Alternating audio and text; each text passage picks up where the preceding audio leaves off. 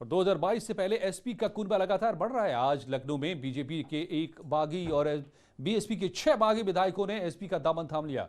BSP के 6 बागी विधायकों के नाम हैं सुषमा पटेल, हरगोविंद भार्गव, असलम चौधरी, असलम रायनी, हकीम लाल बिंद, मुश्तबा सिद्दीकी, साथ ही बीजेपी के बागी विधायक राकेश राठौर आज एसपी में शामिल हो गए। इस दौरान मीडिया से बात करते हुए अखिलेश यादव ने बीजेपी पर जमकर निशाना साधा। अखिलेश ने किसान महंगाई को लेकर बीजेपी को घेरा।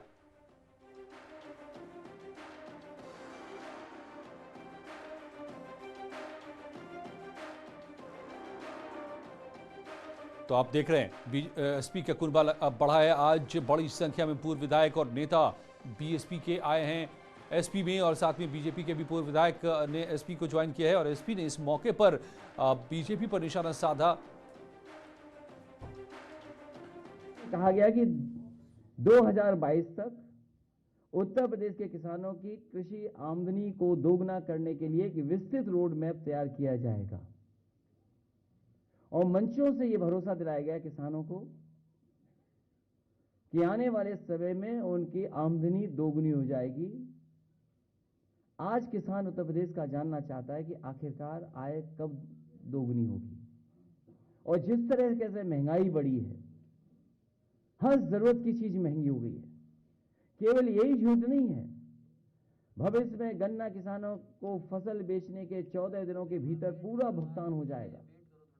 अभी भी कई चीनी मिलों का बकाया किसानों का बाकी है, अभी भी ये सरकार नहीं दे पाई है। और किसी पन्ने को आप पलट लीजिए, इस संकल्प पत्र का जनता को किया हुआ वादा एक भी पूरा नहीं हुआ है। बहुत लोग आना चाहते हैं अपनी अपनी गोल के साथ, वो समय आएगा तो चीजें सामने आ जाएंगी।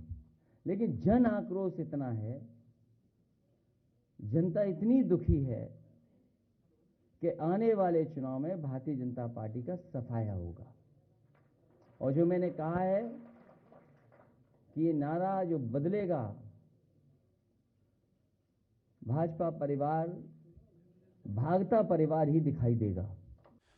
और कांग्रेस की राष्ट्रीय महासचिव प्रियंका गांधी कल 31 अक्टूबर को गोरखपुर के चंपा देवी पार्क में कांग्रेस प्रतिज्ञा रैली करेंगी। कांग्रेस प्रदेश अध्यक्ष का दावा है कि इस रैली में बड़ी संख्या में लोग शामिल होंगे।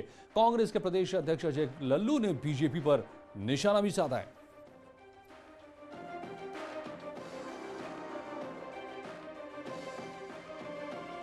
तो पूरे प्रदेश में लड़ रहे हैं, संघर्ष कर रहे हैं।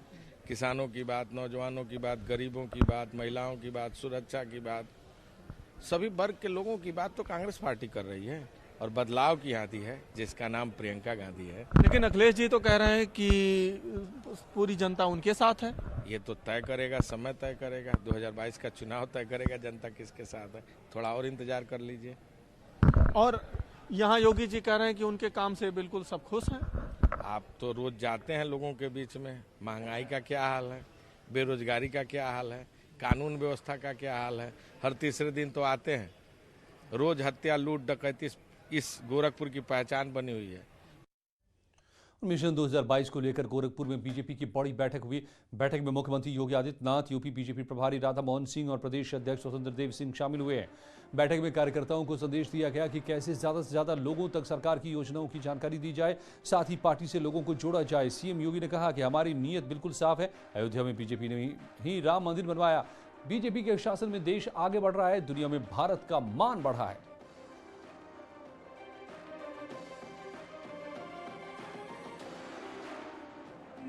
निष्ठा में कोई भी अंतर नहीं। हमारी नियत साफ है तो हमारी नीति को नियंता भी सफल बनाने में योगदान देता है। श्री राम जन्मभूमि पर भगवान राम का भव्य मंदिर का निर्माण चल रहे वर्तमान के प्रयास उसी परिश्रम का और उसी पुरुषार्थ का परिणाम है। 2014 में इस देश ने प्रधानमंत्री मोदी जी पर विश्वास किया। 2019 में फिर से प्रधानमंत्री मोदी जी पर विश्वास किया और देखते ही देखते देश का नजरिया बदला। दुनिया का नजरिया भारत के प्रति और भारत के नागरिकों का भारत की शासन व्यवस्था के प्रति नजरिया बदला। आज वो सब कार्य हो रहे हैं जिसको कभी असंभव कह दिया जाता था।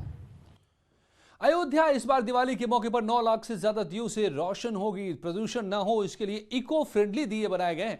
अयोध्या के दीपोत्सव कार्यक्रम के लिए दिल्ली में गाय के गोबर से दियों को बनाया गया है। इन दियों को अयोध्या ले जाने वाले वाहनों को सीएम योगी ने फ्लैग ऑफ कर रवाना किया। ये अपनी सोच है और अपनी कार्य पद्धति भी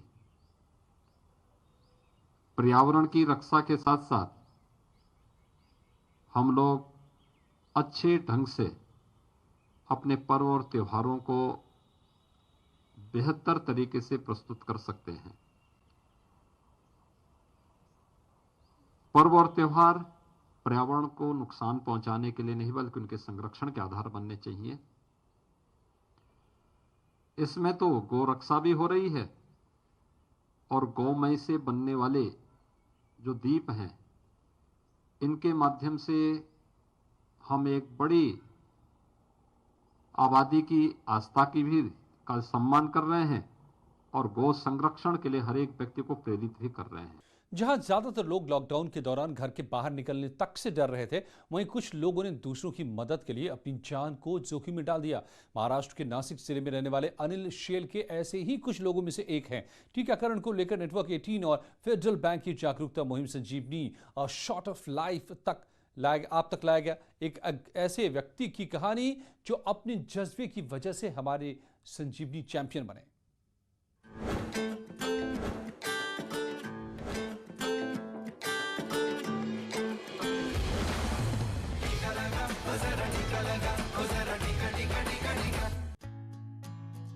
भाभी जो लोग हाथ पे काम करते हैं मोल मजूरी करके, उनके घर में 5-5, 6-6 आदमी रहते थे। लेकिन कोरोना पीरियड में उनका सब लॉकडाउन होने की वजह से वो घर पे बैठने लगे, तो खाना पीना उनका मुश्किल हो गया। जब गांव का हालत देखा मैंने तो फिर मेरे को ऐसा लगा कि गांव में अभी बीमारी तो बहुत बड़ी, कोई किसके पास जा नहीं रहा है, तो फिर मेरे को कुछ तो करना पड़ेगा, निकलना पड़ेगा। मैं सुबह निकल के उनके लिए जो भी फ़ोन आता था उनके पास जाता था, उनको जो ज़रूरत है मेरे हिसाब से मैं उतना करता था। मेरे घर पे गेहूँ पिकता था तो मेरे घर वाले उसमें 2-2, 3-3 किलो का पैकेज बना के देते थे लोगों के लिए। तो उसमें गेहूँ, चावल, थोड़ा सा मसाला, नमक डाल के हम लोग जिनको ज़रूरत है उनके पास लेके जाते थे, उनको देते थे। मेरे पिताजी को डायबिटीज़ है, शुगर है, तो फिर वो उस हिसाब से पहले वो बोलते थे, बच्चे को भी मेरे पास नहीं आने देते थे। मेरे लिए एक जगह उन्होंने दी थी, उधर ही मैं बैठता था। मेरे हिसाब से उधर ही मेरा खाना, मेरा उधर ही सब होता था। फिर मेरे काम के लिए निकल पड़ता। तो अगर कोई पेशेंट बीमार हुआ है तो उसको कौन सी ट्रीटमेंट देना चाहिए, मेरे को थोड़ा सा समझाते थे, ऐसा नहीं ऐसा करने का हिसाब से मैं पेशेंट को एडमिट करता था। पहले 50 से ज़्यादा वैक्सीनेशन नहीं होता था, तो संजीवनी यूनिट के जो लोग हैं वो बार बार लोगों के पास जाते थे और बाद में धीरे धीरे उनको मालूम हुआ कि वैक्सीन ज़रूरी है, तो लोग भीड़ों के साथ, मतलब जहाँ 25 होती थी वहाँ 200 वैक्सीन होने लगे। लोकांची खूप मदत केली, लोकांना काढे पोचवले, लोकांची सेवा केली, लोकांना दवाखान्यापर्यंत पोचवलं। सर्व काम करायचे ते बाहेर जाऊन। आम्हाला भरपूर काळजी वाटायची त्यांची। हाँ, आम्हाला भीती वाटायची, भाऊ नको जाऊ, अरे तो असं काय करतो, दिवसभर जेवण नाही, खावण नाही, आंघोळ केली का चालला, चहा देतोय। जिनके पास काम करने की क्षमता है तो उन्होंने दूसरे के लिए काम करना चाहिए।